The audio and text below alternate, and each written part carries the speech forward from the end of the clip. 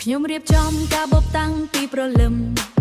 ជីកាត់វាស្រែកខៀវខ្ចីតាមផ្លូវទៅផ្ទាំងខ្យល់បក់មកប៉ះមុខខ្ញុំមានអារម្មណ៍ថាត្រជាក់ឆ្នាំនេះប្លែកជាងរាល់ដងព្រោះខ្ញុំធំដឹងក្តីទៅផ្ទះវិញហើយ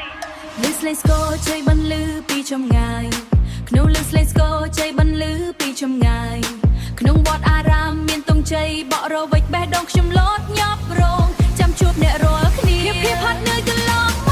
ករលាយបាត់អស់ហើយសង្គ្រាមឆ្នាំថ្មីគឺជាពេលលារបស់យើងបោះឈូងចោលទុកទឹកសាក់ឲ្យឆ្ងាយពីខ្លួនរត់លាក់កន្សែងសាយសប្បាយឲ្យខ្លាំងសាយឲ្យខ្លាំងបងអង្គុញឲ្យត្រូវដោយបំណងប្រាថ្នាថ្ងៃនេះជាខ្លួនឯងដែលពោពេញដោយពនលឺជួបជុំគ្នានៅក្រោមដើមពោធិ៍ចែករំលែកស្នាមញញឹមមិនគ្រឿងពីមុនដៃកាន់កន្សែងរងចាំអកាំងគេទម្លាក់កន្សែងពីក្រោយខ្នងយើងរាំតាមចង្វាក់ដែលដូនតាបានបន្សល់ទុកលឺស្លេងស្គរជ័យបន្លឺពីចម្ងាយក្នុងលឺស្លេងស្គរជ័យបន្លឺពីចម្ងាយក្នុងវត្តអារាមមានទង់ជ័យបក់រវិចបេះដូងខ្ញុំលោតញាប់រងចាំជួបអ្នករាល់គ្នាភាពហត់នឿយកន្លងម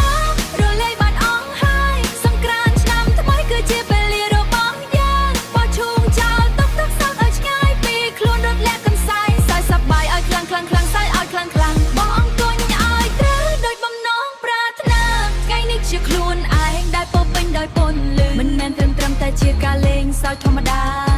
តែវាគឺជាសញ្ញានៃការចាប់ផ្ដើមថ្មីមិនមែនត្រឹមតែជាការលេងសើចធម្មតាតែវាគឺជាសញ្ញានៃការចាប់ផ្ដើមថ្មីអតីតកាលគ្រាន់តែជាមេរៀនមួយថ្ងៃនេះខ្ញុំឈរនៅទី